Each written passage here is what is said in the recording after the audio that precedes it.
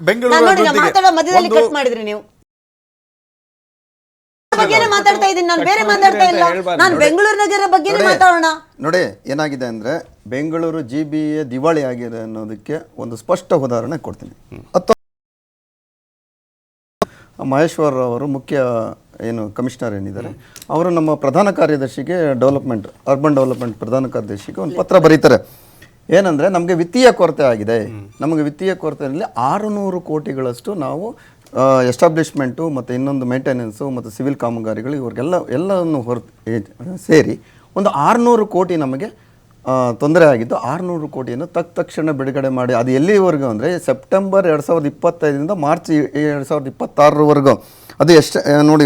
ಅದರ ಮೂಲಕ ನಾವು ಸೆಂಟ್ರಲ್ ಕಮಿಷನರ್ಗೆ ಅಂದರೆ ಸೆಂಟ್ರಲ್ ನಗರ ಪಾಲಿಕೆಗೆ ಒಂದು ಎಸ್ಟಾಬ್ಲಿಷ್ಮೆಂಟ್ ಎಕ್ಸ್ಪೆನ್ಸಸ್ ಅಂದರೆ ಹೊಸದಾಗಿ ಏನು ಕಚೇರಿಗಳು ಮುಂತಾದ ಎಸ್ಟಾಬ್ಲಿಷ್ಮೆಂಟ್ ಎಕ್ಸ್ಪೆನ್ಸಸ್ಗೆ 155 ಕೋಟಿ ಖರ್ಚು ಬೇಕು. ಮತ್ತು ಬೆಂಗಳೂರು ನಾರ್ತ್ಗೆ, ಬೆಂಗಳೂರು ಈಸ್ಟ್ಗೆ 199 ಕೋಟಿ, ಬೆಂಗಳೂರು ವೆಸ್ಟ್ಗೆ 279 ಕೋಟಿ, ಬೆಂಗಳೂರು ನಾರ್ತ್ಗೆ 179 ಮತ್ತು ಬೆಂಗಳೂರು ಸೌತ್ಗೆ 156 ಕೋಟಿ ಬೇಕಾಗುತ್ತೆ. ಮತ್ತು ಅಡ್ಮಿನಿಸ್ಟ್ರೇಷನ್ ಎಕ್ಸ್ಪೆನ್ಸಸ್ಗೆ ಬೆಂಗಳೂರು ಸೆಂಟ್ರಲ್ಗೆ 150 ಮತ್ತು ಬೆಂಗಳೂರು ಈಸ್ಟ್ಗೆ 7 ಕೋಟಿ 24 ಕೋಟಿ, ಬೆಂಗಳೂರು ವೆಸ್ಟ್ಗೆ ಬೆಂಗಳೂರು 16 ಕೋಟಿ, ಬೆಂಗಳೂರು ನಾರ್ತ್ಗೆ ಬೆಂಗಳೂರು ಸೌತ್ಗೆ 14 ಕೋಟಿ.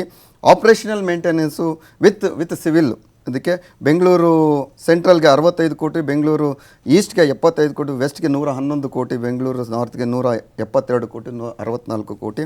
ಬೆಂಗಳೂರು ದಕ್ಷಿಣದಕ್ಕೆ ಆಪರೇಷನ್ ಮೇಂಟೆನೆನ್ಸ್ಗೆ 147 ಕೋಟಿ 78 ಕೋಟಿ, ಮತ್ತು ಬೆಂಗಳೂರು ವೆಸ್ಟ್ಗೆ 677 ಕೋಟಿ, ಮತ್ತು ಬೆಂಗಳೂರು ನಾರ್ತ್ಗೆ 172 ಕೋಟಿ, 150 ಕೋಟಿ. ಇಷ್ಟು ಟೋಟಲ್ ಆಗಿ 2083 ಕೋಟಿಗಳಷ್ಟು ಬೇಕು.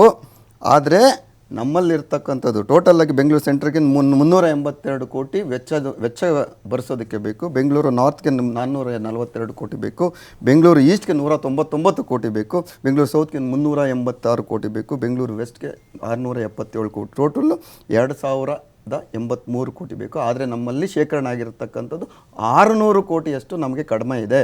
ನಾವು ಯಾರು ಗುತ್ತಿಗೆದಾರರಿಗೆ ಮತ್ತು ಸಿವಿಲ್ ಕಾಮಗಾರಿಗಳು ಏನು ಮಾಡಿದ್ದಾರೆ, ಇದು ಹಳೇದು ಒಂದು 2,500 ಕೋಟಿ ಇವತ್ತು ಗುತ್ತಿಗೆದಾರರ ಒಂದು ಬಿಲ್ಗಳನ್ನು ನಾವು ಕ್ಲೈಮ್ ಮಾಡಬೇಕು. ಅದು ಕ್ಲೈಮ್ ಮಾಡಿದೆ. ಅದು ಬೆಂಗಳೂರು ಮಾತಿಗೆ ಹೇಳ್ತಾ ಇದ್ದೀನಿ. ಬೆಂಗಳೂರು ಏನು BBMP ಇದು GBA ಏನಿದೆ ಹಳೆ ಬಿಲ್ಗಳು 2,500 ಕೋಟಿಗಳು ಕೊಡಬೇಕು. ಮತ್ತು ನಮ್ಮ ಅಧಿಕಾರಿಗಳ ವೆಚ್ಚ ಮತ್ತು ತಾಂತ್ರಿಕ ಸಿಬ್ಬಂದಿಗಳ ವೆಚ್ಚಗಳಿಗೆ ಸಾಕಷ್ಟು ಹಣ ಬೇಕಂದ್ರೆ 600 ಕೋಟಿ ನಮಗೆ ತೊಂದರೆ ಆಗಿದೆ, ನಮಗೆ ತಕ್ಷಣವೇ ಬಿಡುಗಡೆ ಮಾಡಿಕೊಡಿ ಅಂತ ಹೇಳಿ ಪತ್ರದಲ್ಲಿ ಮಹೇಶ್ವರ್ ಅವರು ಕೇಳ್ಕೊಂಡಿರ್ತಕ್ಕಂಥದ್ದು. ಅಂದರೆ ಬೆಂಗಳೂರು ದಿವಾಳಿ ಆಗಿದೆ ಅಂತ ಅರ್ಥ ಅಲ್ವಾ? ಅಂದರೆ ನಮಗೆ ಇಲ್ಲಿ ಕೊರತೆ ಆಗ್ತಾ ಇದೆ. ಮುದ್ರಾಂಕ ಮತ್ತು ಸರ್ಚಾರ್ಜಲ್ಲಿ ನಮ್ಮ ಪಾಲಿಕೆಗೆ ನೀಡಬೇಕು ಅಂತ ಒಂದು ಹಣಕಾಸು ಆಯೋಗ ಸಾಕಷ್ಟು ಒತ್ತಡ ಇದೆ. ಆದರೂ ಸಹ BJP ಸರ್ಕಾರ ಇದ್ದಾಗೂ ಅದು ಕೊಡಲಿಲ್ಲ. ಈಗ ಕಾಂಗ್ರೆಸ್ ಸರ್ಕಾರ ಬಂದಾಗೂ ಅದನ್ನು ಕೊಡ್ತಾ ಇಲ್ಲ. GST ಪಾಲಿನ ನಾವು 60% ನಾವೇನು ಕಲೆಕ್ಟ್ ಮಾಡ್ತಾ ಇದ್ದೀವಿ, ಅದು ನಮ್ಮ ಬಾಧ್ಯತೆ. ನಾವು ಎಲ್ಲ ಒಟ್ಟಿಗೆ ಇದ್ದೀವಿ. ಅಂದರೆ ಕರ್ನಾಟಕದ ಎಲ್ಲ ಮೂಲೆಗೂ ನಾವು ವಿಸ್ತರಿಸಬೇಕು. ಆದರೆ GST ನಲ್ಲಿ 5% ಹಣ ಕೊಡಬೇಕು ಅಂತ ಹಣಕಾಸು ಆಯೋಗನೇ ನಮಗೆ ಶಿಫಾರಸು ಮಾಡಿದ್ಮೇಲೆ ಅದನ್ನೂ ಸಹ ನೀವು ಕೊಡದೆ ನೀವು ಎಲ್ಲ ಬೇರೆ ಬೇರೆ ಗ್ಯಾರಂಟಿ ಮತ್ತೊಂದು ವಿನಿಯೋಗ ಮಾಡಿಕೊಂಡು ಬೆಂಗಳೂರನ್ನ ನೀವು ಬಡಪಾಯಿ ಮಾಡ್ಕೊಂಡು ಹೋಗ್ತಾ ಇದ್ದೀರಲ್ಲ, ಒತ್ತಡ ಹಾಕ್ತಾ ಇದ್ದೀರಲ್ಲ. ಬೆಂಗಳೂರು ಜನ ಇಲ್ಲಿ ಯಾಕೆ ಬದುಕಿದ್ದೀವಿ ಅಂತ ಕೆಲವು ಟೈಮ್ ಯೋಚನೆ ಮಾಡಬೇಕಾಗುತ್ತೆ. ಹೇಳಿದ್ರು 650 ಜನ ಗುಂಡಿಯಲ್ಲಿ ಬಿದ್ದು ಸತ್ರು ಅಂತ, ಸಾಕಷ್ಟು ಜನ ಮೂಳೆ ಮುರ್ಕೊಂಡಿದ್ದಾರೆ. ಅವ್ರಿಗೆ ಯಾರು ನೀವು ಪರಿಹಾರ ಕೊಡ್ತೀರಾ? ಮತ್ತು ವಾಯುಮಾಲಿನ್ಯ, ಈ ಗುಂಡಿಗೆ ಬೀಳೋದ್ರಿಂದ ಇವತ್ತು ಬೇಸಿಗೆ ವಾಯು ಮಾಲಿನ್ಯ ಅದನ್ನ ಯಾರು ತಡೀತಾರೆ? ಸ್ಯಾನಿಟರಿ ಸಿಸ್ಟಮ್ಗಳು ಸರಿ ಹೊಂದದೆ ನೀವು ನೇರವಾಗಿ ಕೆರೆಗಳಿಗೆ ಬಿಡ್ತಾ ಇದ್ದೀರಾ. ಎಲ್ಲ ಕೆರೆಗಳು ನಾವು ಸಹ ಅದರ ಹೋರಾಟ ಮಾಡಿದ್ದೀವಿ.